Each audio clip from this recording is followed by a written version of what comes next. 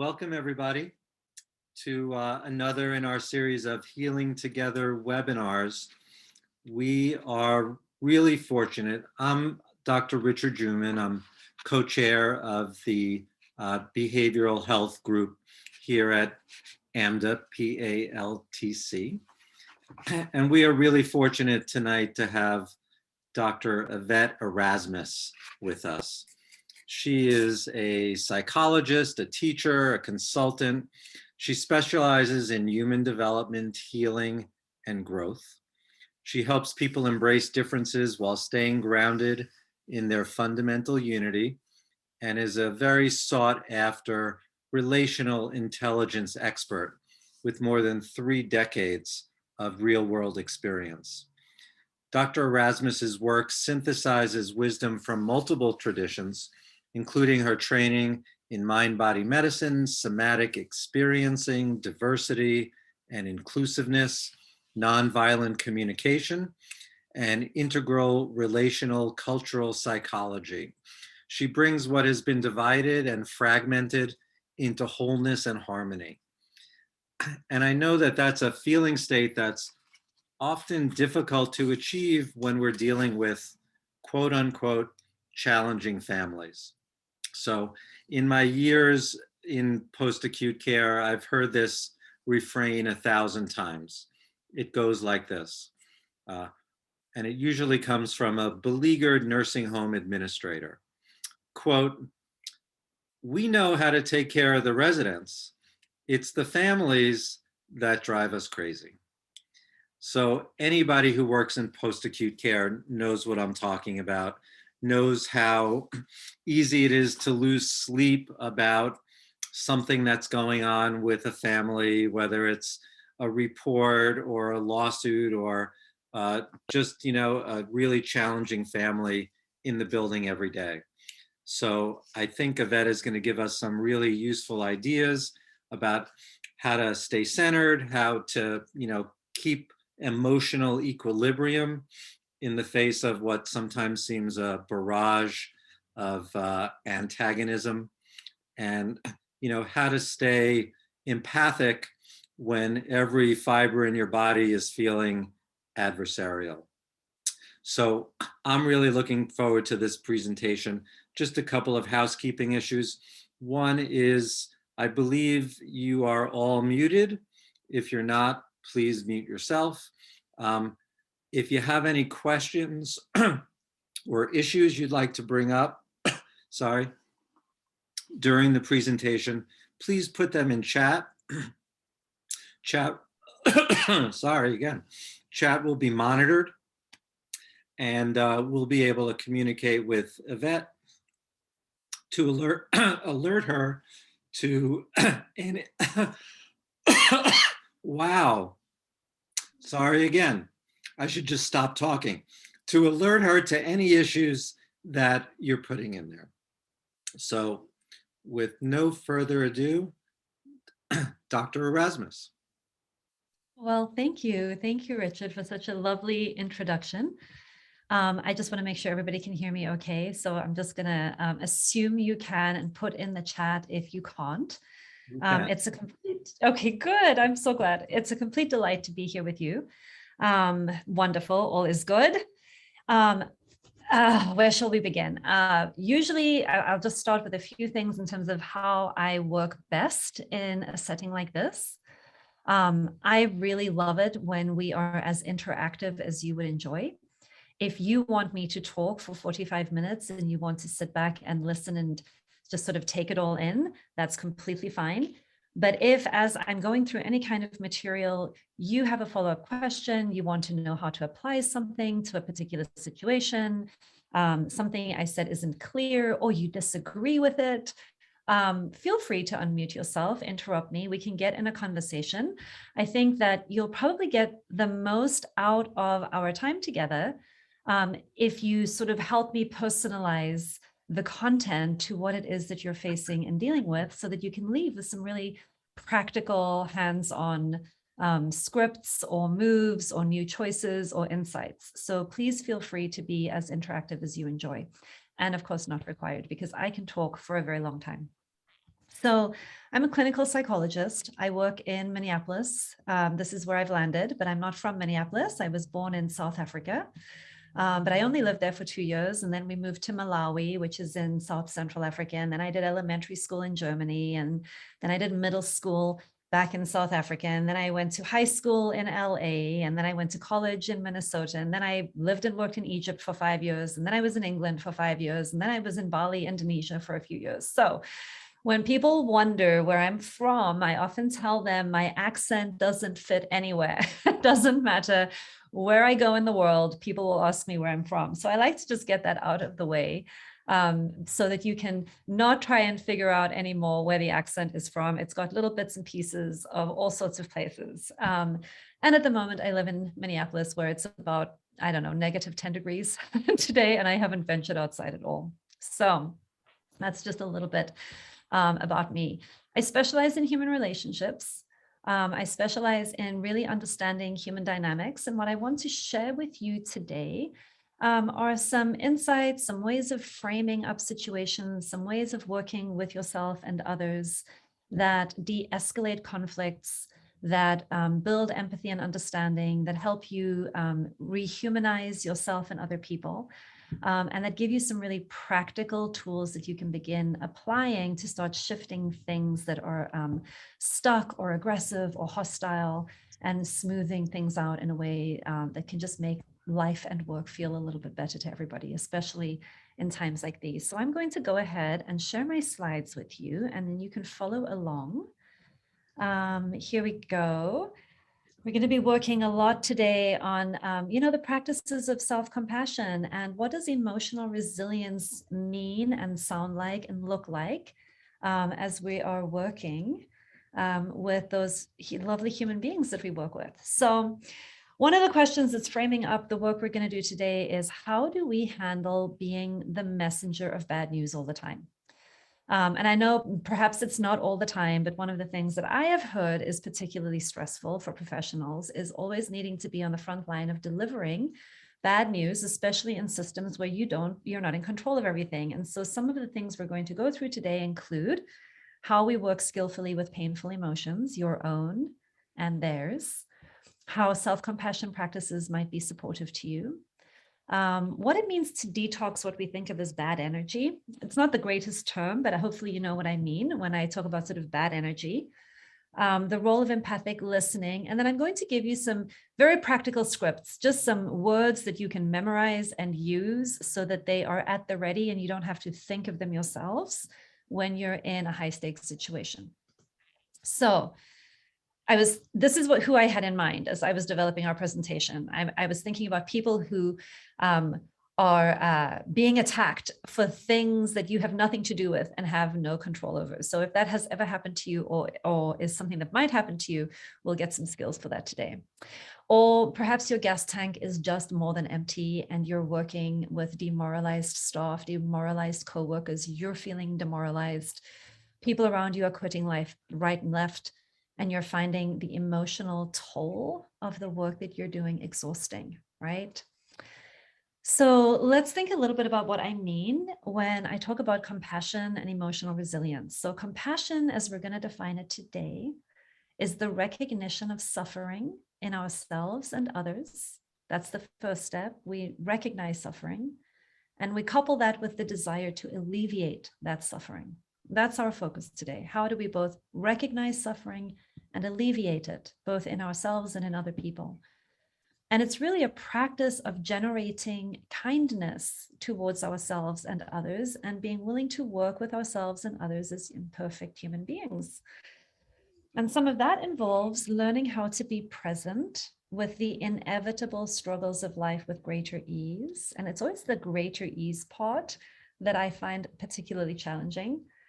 And it's about responding to human imperfections without harsh condemnation or self-condemnation, but rather instead with a deep willingness to be present to our deeper feelings and needs. And that can be a little bit countercultural in the workplace. So we'll talk about that.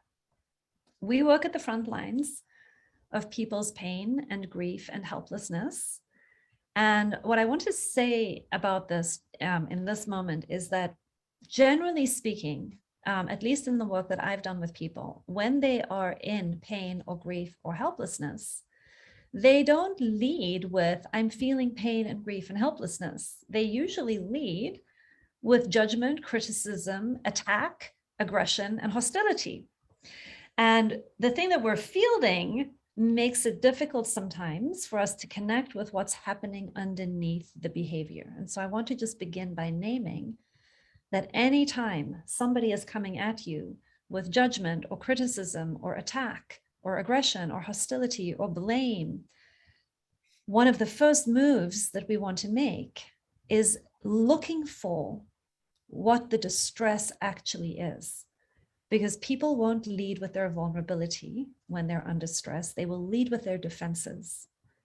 And part of what makes this more enjoyable or more sort of palatable, easier to work with, is when you don't get hooked by people's defenses and you begin speaking to the being underneath the defenses and receiving the pain, the distress, the grief, recognizing the helplessness, and helping both yourself and them connect from that place. I'm going to talk a little bit more about how to do that. Families are going through really difficult moments. I'm sure you know a lot more about that than I do. And when they come and something is quote unquote wrong, which we'll talk about in a moment, they don't want to feel the guilt that they may be feeling, the remorse they may be feeling, the sadness they may be feeling. I mean, a lot of the problems that we are fielding have to do with our and their inability, unwillingness to sit with the painful emotions. And so what do we do with all of that pain? We convert it. We convert it into something that feels more powerful. We convert it into judgment, into criticism, into blame, into an attack, into self-entitlement, into grandiosity. And then we lead with that. And unfortunately, even though it's self-sabotaging, it gives us the immediate hit of feeling as if we are more in control. It's a better feeling to be angry than to feel the helplessness. And so as professionals fielding people who are doing this habitually and unconsciously, it will help us to remember that we want to start translating the defensive behavior into what's happening underneath, because this is one of the first steps to rehumanizing them and staying in a place of shared humanity yourself. Okay.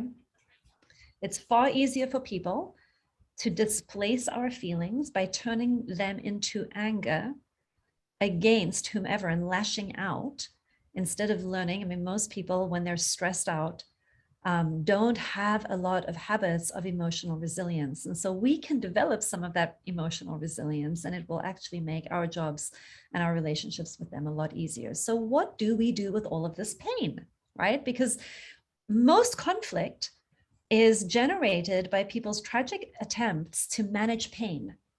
And the way that they manage pain is by often going one up into grandiosity or one down into victimhood, and then lashing out and turning on one another. And so we're going to talk today about some tools to use to prevent that and to redirect that. So that one, you recognize it when you're doing it, and then you can redirect yourself. And then you can recognize it when others are doing it, and you can learn how to gently redirect them without turning into an enemy. Okay, so what do we do with our pain? Well, let's start with what actually creates more distress and what alleviates distress. If we're going to talk about compassion practice, we're talking about the alleviation of distress, and we also want to understand what creates distress.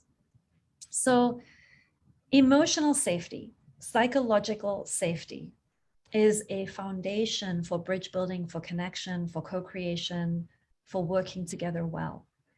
People work well with people with whom they feel safe, that they trust, that they respect, and that they like.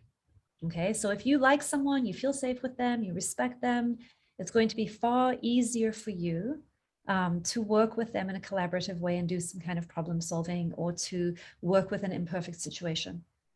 If you're not feeling emotionally safe with that person, if you don't think that they respect you, if you don't think that they like you, you don't feel like your needs are going to be taken care of in that relational interaction. When that happens, we defend up.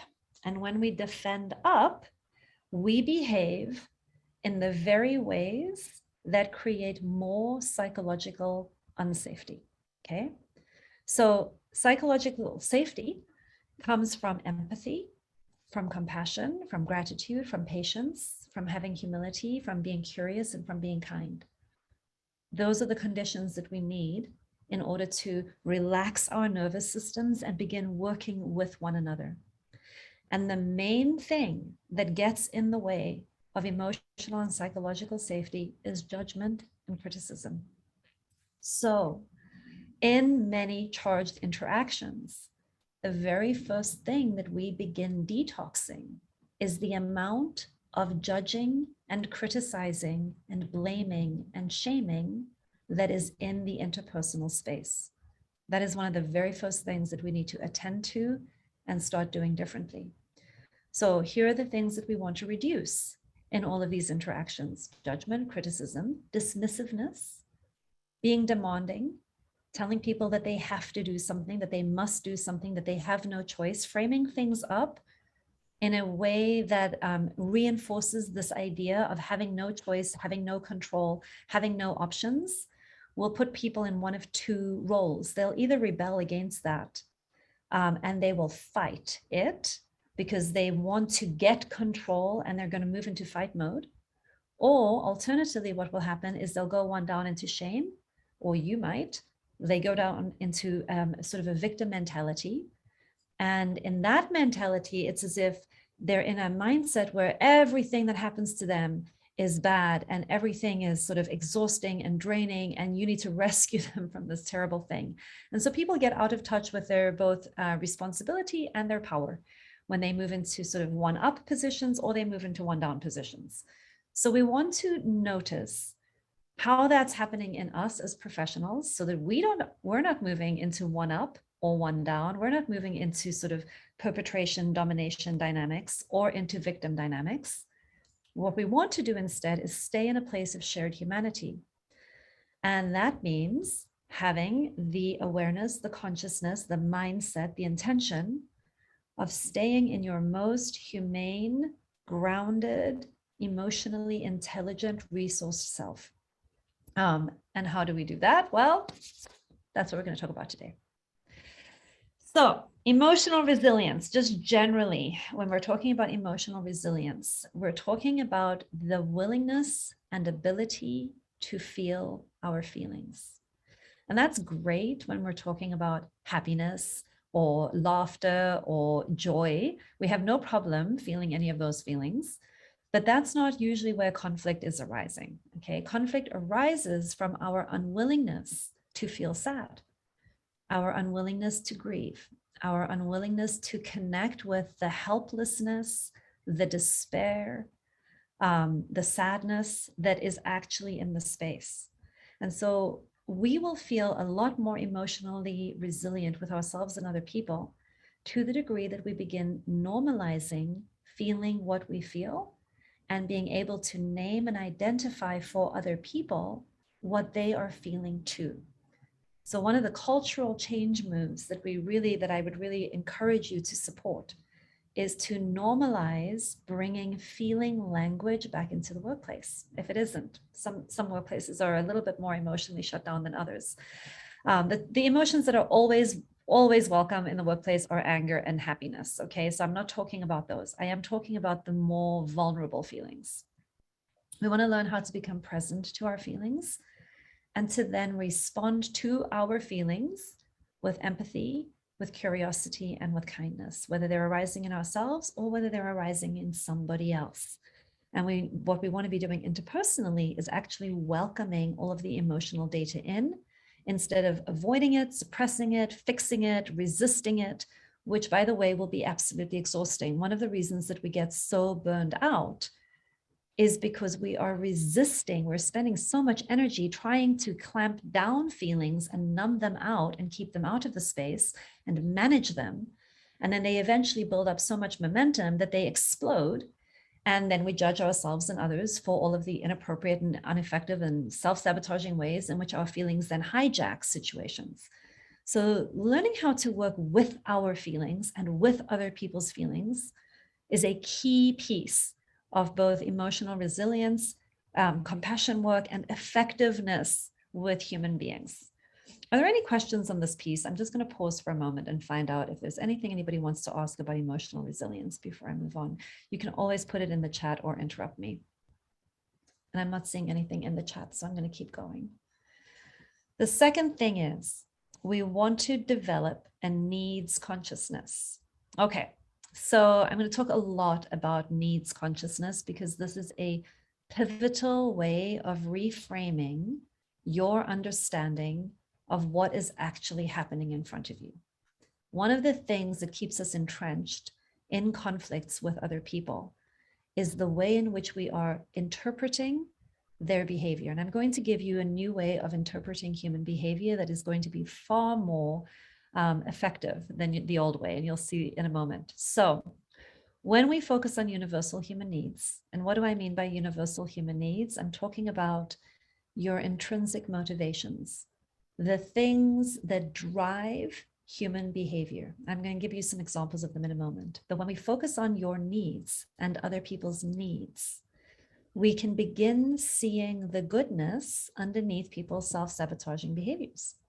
And it also enables us to actually respond to their pain, to their vulnerability, and to their distress, and to begin alleviating the distress that is inherent in the situation, instead of judging the aggression, judging the hostility, having our own fear responses hijack our effectiveness, and then making the mistake of trying to do all of this behavior management because we aren't feeling safe and we get completely defended up and then disconnected from the human beings in front of us because we're tired and exhausted and we are wanting some boundaries. Is this making sense? I'm gonna keep going, but as I'm going through this, I'm thinking there may be all kinds of questions about this, which I welcome. In terms of needs, I want you to consider for a moment this idea that the only thing you've ever done in your life and the only thing that anybody else is ever doing in their lives is your best attempt at that time to meet a deep universal need of yours. That you've never been a bad person. If we can get rid of this idea that there are good people and bad people, just as an intellectual exercise for a moment, and you can begin thinking of yourself instead of as a good person or a bad person or an appropriate person or an inappropriate person, or as a professional person or an unprofessional person, if we can get out of that frame for a moment and we can begin trying on this idea that the only thing you're ever doing is your best attempt to meet a need, and that the strategy that you're using to try and meet that need is very often self-sabotaging, we can begin learning and growing and working with one another in a way that doesn't cost us self-respect. Okay. Oh, there's a question. Here's a link to needs. Thank you, Paige. Yes, the needs sheet is very, very useful. Okay. So when we also begin looking at other people's behavior as their attempt in that moment to try and meet a deep need, and we can begin putting our attention on it, on the question of what is it that matters to this person very deeply, because very often what people will tell you they want is not actually the thing that they want. Okay. How many times has somebody said to you, you know, this happens in my own life, somebody will say, well, Yvette, what do you need? What is it that you need? And I think, I don't know what I need. Okay. So getting in touch with what we need and helping other people to get in touch with what they need is a foundational step to being able to collaborate, to co-create, and to move forward together. So Marshall Rosenberg, who is the founder of Nonviolent Communication, a compassionate communication model, is famous for saying that every moment, each human being is doing the best that we know how at that moment to meet our needs. We never do anything that isn't in the service of a need. And there is no conflict at the level of your needs. We all have the same needs. The problems that we have interpersonally with other people lie in our various strategies for meeting those needs. I'm going to give you some examples in a moment of how that works. So what is a need? It's your intrinsic motivator.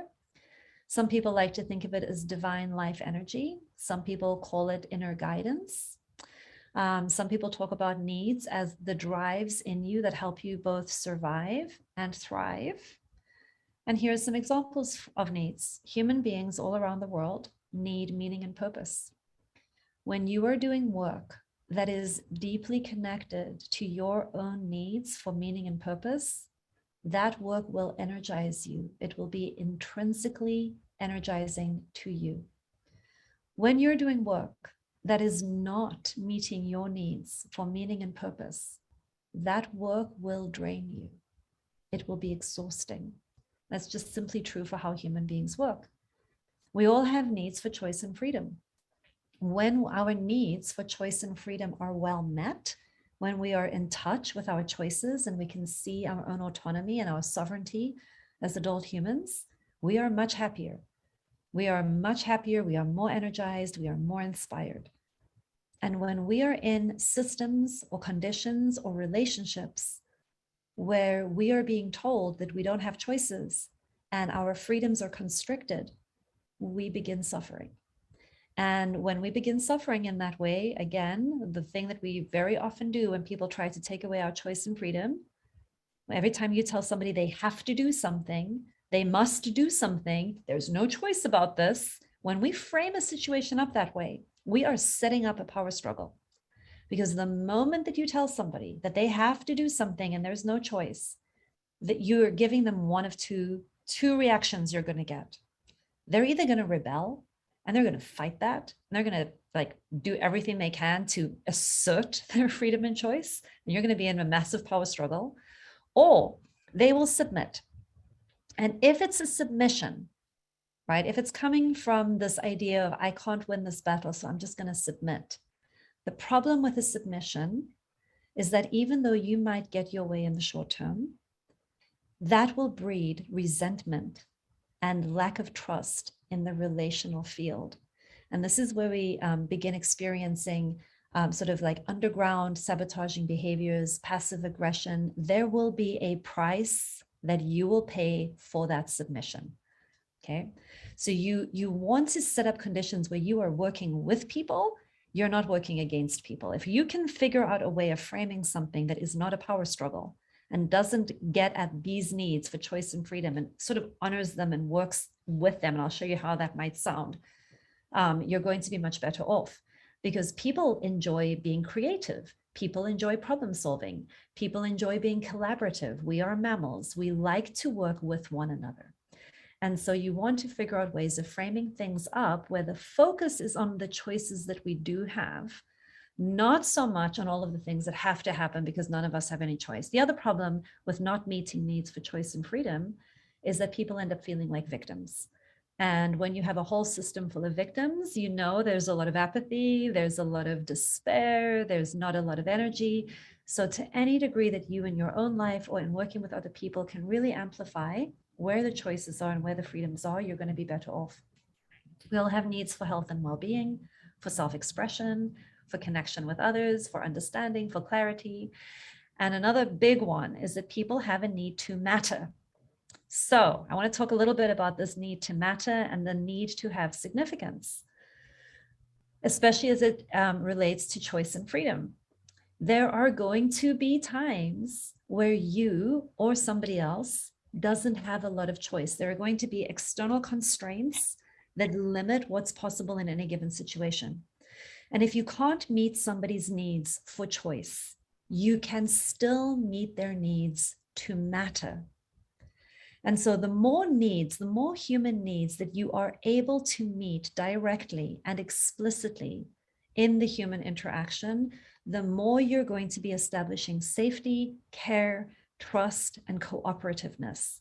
And it is cooperativeness, it's the willingness to work with one another and to be kind about that in trying situations that really keeps us going. That's what makes things worth it.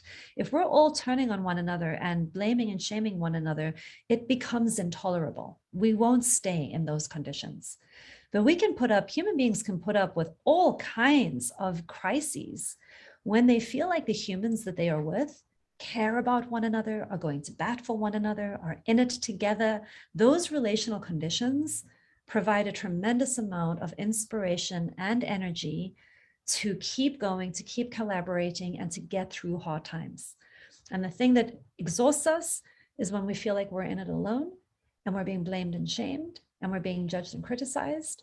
And that just becomes absolutely not worth it for a lot of people. So even if you can't meet needs for choice, go for the other needs: mattering, significance, care, appreciation. There are so many other needs you can meet explicitly, and it will make a huge difference. Okay, so here you are, you're in a situation, somebody is coming at you. They're very angry at you for something that you don't have any control over. You don't make the policies, you don't make the rules, you're here to enforce something. And maybe you believe in it, and maybe it's really something that, is a no. And this family member or this person that you're working with is having a lot of resistance to the no, and they're angry about it, and they really want a yes. Okay.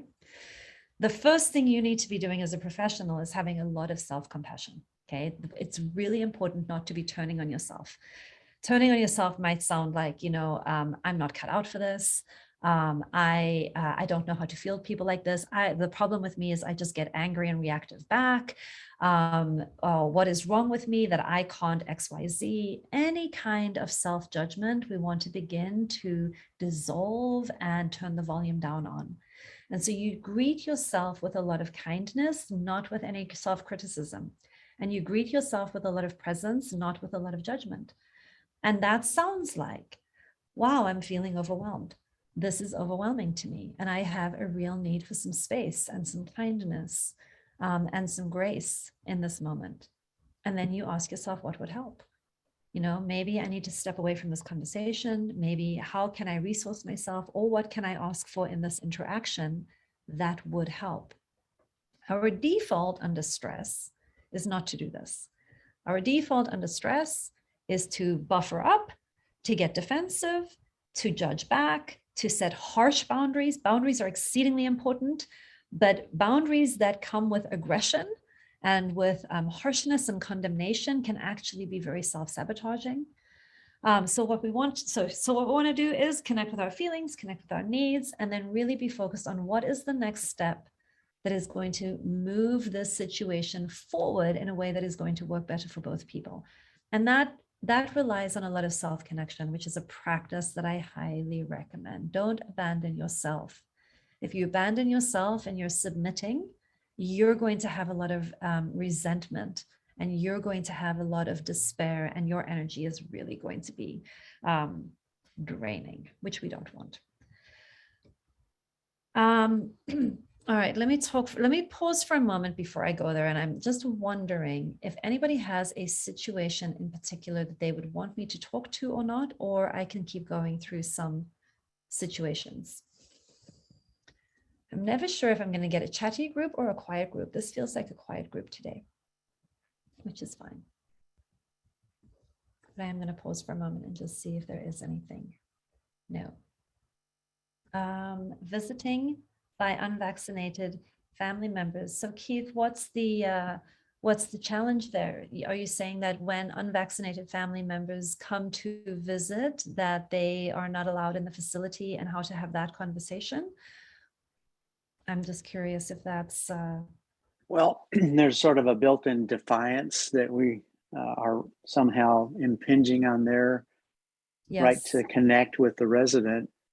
Yes. And there's a pretty strong expectation in place right now by the Center for Medicare and Medicaid Services that we need to be as creative as we can in trying to facilitate that connection with, don't object at all to that premise.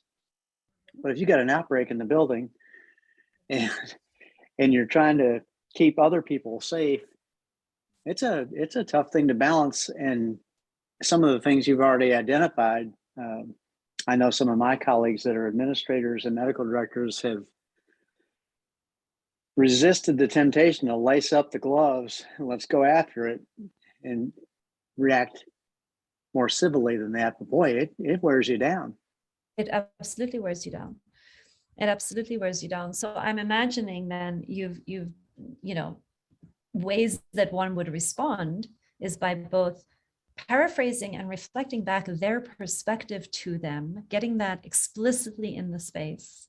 It sounds like, you're feeling really upset and angry. You feel entitled to come in and see, so-and-so, you've driven a long way, it's whatever it is that they're saying. One of the first moves is to reflect that back to them so that they can hear their words coming out of your mouth. And when they're like, yeah, that's right, that's right, that's what you're looking for. You're looking, whenever somebody's angry, you're looking for, you say their words back to them until they're saying, yep, yep, yep, that's right, you've got it. So, and then they're going to have some demand that they need, right? The next move is to say, here's my dilemma. And you stay in a rehumanized place yourself. Here's my dilemma. And then you begin with expressing care for what they're caring about. Right? So here's my dilemma. I totally want to support you in connection with your family members. I absolutely agree with, and you find the things that you can hold as important and that you care about with them. You begin with them. And at the same time, and then you bring in the other side, right? And at the same time, while I really want to help you with these, and these, I also need to be caring about this, and this. And then you sort of outline the things that you are caring about that prevent you from saying yes, right? And then you ask them how that lands, whether they can see the dilemma, whether they can understand where you're coming from.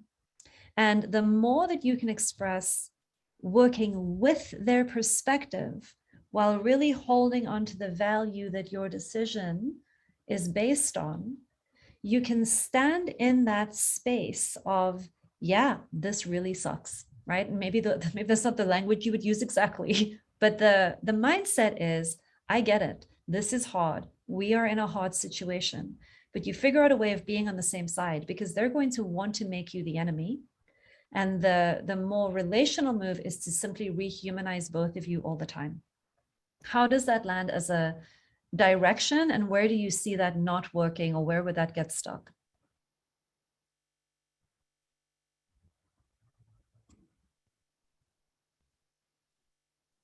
I think it's just a matter of maintaining enough positive energy to do it time after time after time, because these are not one-offs.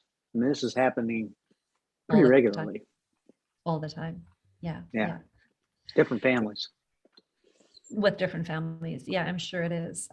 Is there anything in particular that you have found exceedingly helpful? Any particular phrases you've used that others could benefit from? Oh, I don't know. A lot of it has to do with accent. I don't know about that. Thank you. Patricia has a question. Yeah. Go ahead. Yeah, I'll go to Patricia. Yeah. Okay. Hi. Thank you so much for doing this presentation. It's awesome. And the one thing that struck me in that dialogue was the word entitlement. And I think, I get it. I completely understand where that word feels like it's appropriate. But if we reflect to the family that we think, or that we hear that they feel entitled, I think that got my hackles up just listening. So I think the language, the intention, I think the problem is the intention is good on both sides. And we are trying so hard to be thoughtful, generous, professional, all of those things. But boy, one word can really make a difference. So I love that you highlighted that. I think my hackles would go up as well. I don't remember how I just used that. So it was probably super unskillfully in that moment, which is a really beautiful example. You were reflecting what the gentleman said. And honestly, I get it. I totally get it. It's just, boy, things are so sensitive now that that could sabotage the whole encounter. Yes. So let's unpack the word entitlement for a moment, since that seems to be in the space. Ways that we can get at that more skillfully would be to really go after what matters to you about this, right? Like really hearing how important it is for you to see your mom, how important it is for you to feel a sense of connection, and for your mom to know that you love her and care about her, and for you to be present with her, and how much grief you feel over how that just isn't possible today. And I will sit here with you in that grief. I will sit here with you. I wish it wasn't like this. There are ways that we can join people in the urgency. We can name the urgency. We can name the vehemence. We can name the conviction, and really highlight, this matters to you so much. And it matters to me that it matters to you. And I'm feeling, and this is one of the ways we can stay rehumanized. I'm feeling really helpless and like my hands are tied, and I'm wishing that there was more that I could do. I wish I had a magic wand for both of us right now. These are ways in which we can soften and rehumanize ourselves in the midst of like huge systemic, cultural, public health issues that we're trying to navigate. But we want to figure out a way to stay on the same side, even when they will see us as the one who's getting in the way of the thing that they want. So the move is to sort of, like there's some martial art move, right, of continuing to get on the same side with them. How is that landing as a thought?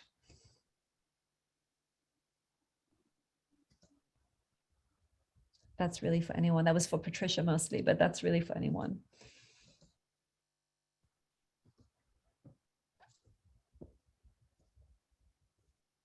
Well, I'm on my cell phone and everything is so small I can barely see it. But that I wrote in the chat that listen to you revise the presentation. For me, honestly, it was so beautiful and humanistic. People then understand that we get it. We do understand their anger, their fury, their sense of lack of control.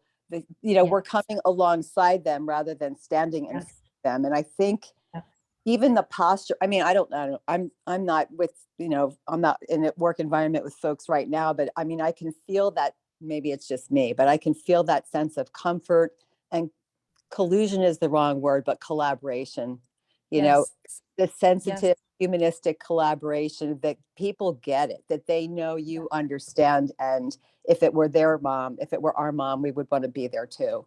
And we'll try to make a win-win come together if possible. So thank you so much. That was beautiful. You're welcome. You're welcome. So when we can, instead of resisting things, like the problem is if we want to try and make their feelings go away, or if we have some thinking that they shouldn't feel this way, or they shouldn't behave this way, or what they're doing and expressing is bad and dangerous, if we have this frame as we're dealing with people, it's going to make things a lot more difficult for both of you, right?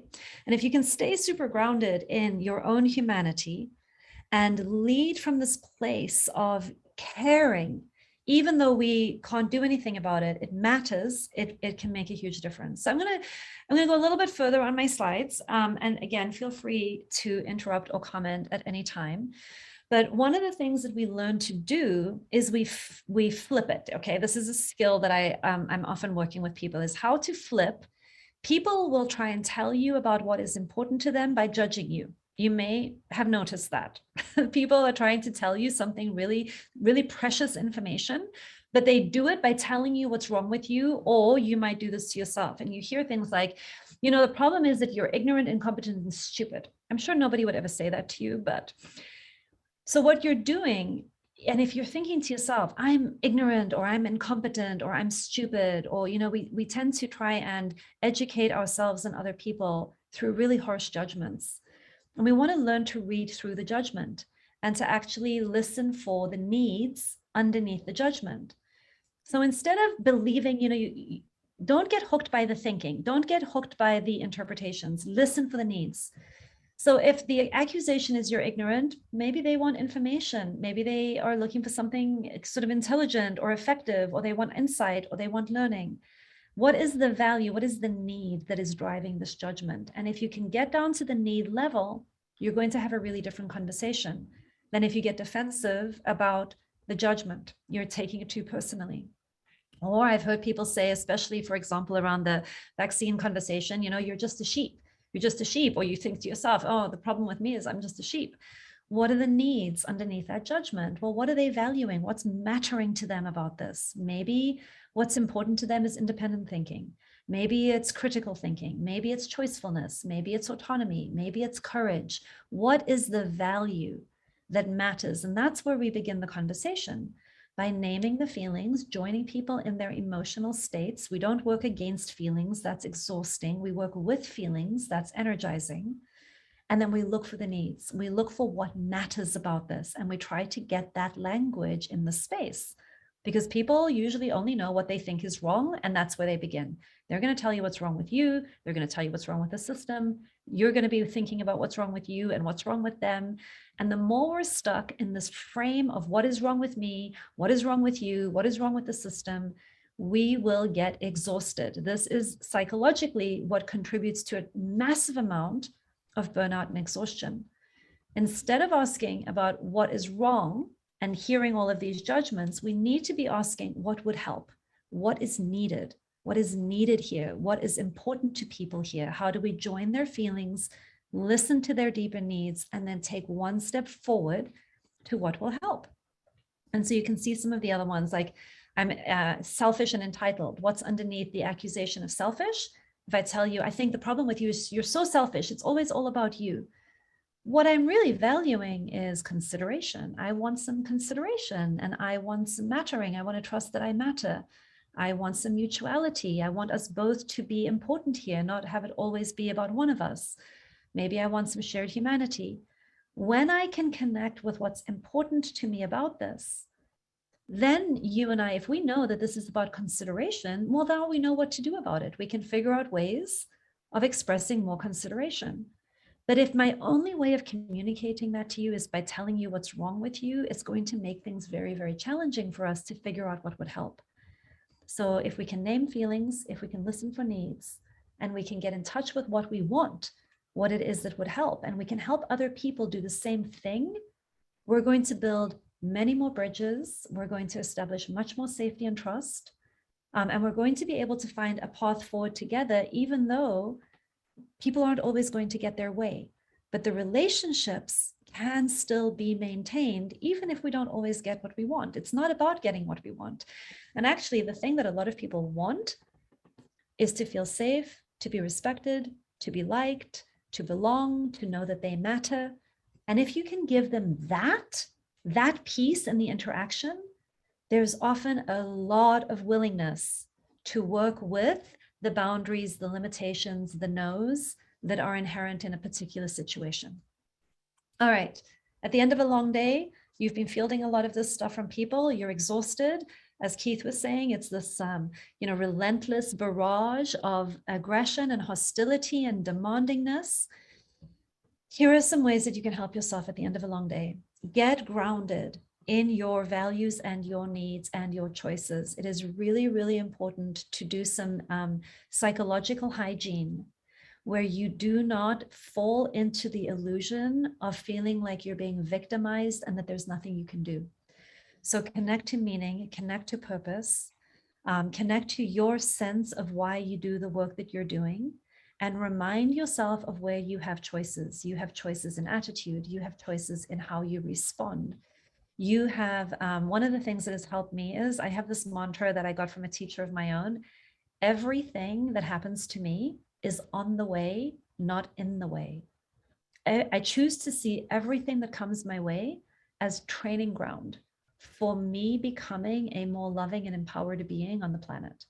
And when I start framing up everything that is coming my way as on the way, not in the way, it's more fun for me to play with all of the hostility and the anger and the aggression, because I suddenly see it as something that could actually be useful to my own development, to my own empowerment, and to my own ability to bring a loving self to really fraught situations. And that meets my needs for meaning and purpose. Now, you want to think in your own life, what is your mission? What are your values? Why do you do the work that you do? And really stay grounded in that. And then that way you can start being a little bit like a duck in water. You know how ducks can just go underwater and all the water just goes right off their backs. So you just get yourself a mental image of being like a duck and nothing is going to stick. The places where it stick is when we start taking it personally. So don't take it personally. Other people's reactions tell you about them, not about you. Other people's reactions tell you about them. It tells you about their pain. It tells you about what matters to them. Other people's feelings are not a report card on you. So you remind yourself of that all the time. That's about having good boundaries about what's yours and what isn't. Some people find it very useful that when they leave work, that there is a ritual, a physical ritual, whether, it can be something as simple as I'm leaving work, I'm going to walk around my car 5 times, and that is my signal to my body that we are now changing gears. You need a physical ritual. Sometimes people leave work and they make a particular stop at a coffee shop and they get a particular treat and they get a particular drive home and then they stop in a particular path. And there is some way of physically shifting gears. So create a ritual for yourself so that your body knows when you're leaving one condition and moving into another one. And then physical things, showers, movement, humming, shaking. Take the image of a dog that is getting out of a lake and shaking all of the water off its fur. Get home and do some shaking. That could be a ritual. And music. So all of these things can help. Where does your energy come from? I talked about this, doing meaningful work aligned with your values. Also, we cannot do this alone. You need a community. You need a community of people where you can vent, where you can let it out, where you can get empathy, where other people can just be with you in how hard it is. If we aren't filling our own buckets, we don't have anything to give the people who we are interacting with at work. So it's really important to start building an empathically, emotionally intelligent set of relationships in your personal life that you can turn to. And if you don't have people in your life who can do that, get yourself a good therapist, okay? Go get yourself a really good empathy buddy or spiritual director or someone who has these skills and can help fill you up. And just remember that we lift each other up. It is important at work to express what is going well. It is important to be naming the things that are working. It is important to be catching people doing things that are energizing and that lift your spirits and that make you happy. What you end up paying attention to grows. And so make it a mental discipline of putting your attention on what is working. It's not about being a Pollyanna. It's about really finding the energy to keep going.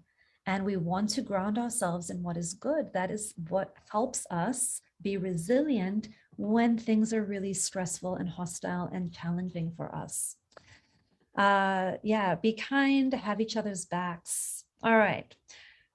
Listening empathically, I talked about mirroring, reflecting, and paraphrasing. And here's what it sounds like. If you're stuck in a conversation with somebody and you want to not get hooked by all of their judgments and attacks and criticisms, you simply name a feeling and a need, like simple. Are you frustrated and you're wanting more clarity? Are you feeling worried and needing reassurance? Are you angry and wishing we were more in alignment? Any of these kinds of phrases, guessing at a feeling, guessing at a need, will begin de-escalating a situation and will also begin getting that person's attention on what's actually going on for them instead of blaming and blaming and blaming and trying to control something they can't control. Brene Brown, I'm sure many of you are familiar with her work. When we combine the courage to make clear what works for us and what doesn't, with the compassion to assume that people are doing their best, our lives change. And what I love about this quote is that we need equal parts of boundaries and empathy. Okay, you've got to look after yourself, protect yourself, have some good boundaries, and also come with an attitude and a spirit of being empathically connected to yourself and other people. My last few slides are about some scripts. I could read them to you, or you can get them on the slides later. How are we doing for time, Richard? Are we doing okay? Should I go through the scripts, or are we wrapping and taking questions? What would be best at this point? Yeah, I think it'd be a good time to wind down. I just want to say that I feel like a better person already just from having listened to you for the last hour. There was so much good stuff in here, so many things that I'll take advantage of, both in my personal life and my clinical practice. I'm sure that anybody who's working in skilled nursing these days probably feels better equipped to handle some of these difficult conversations with challenging families. I wish we could bring you to the United States Congress and have you do your program there. Maybe we can inspire some more empathic conversation among our leaders. So this was great. Does anybody have kind of a final question, type of question that they'd like to bring to Yvette, either in chat or by unmuting and just going ahead and talking?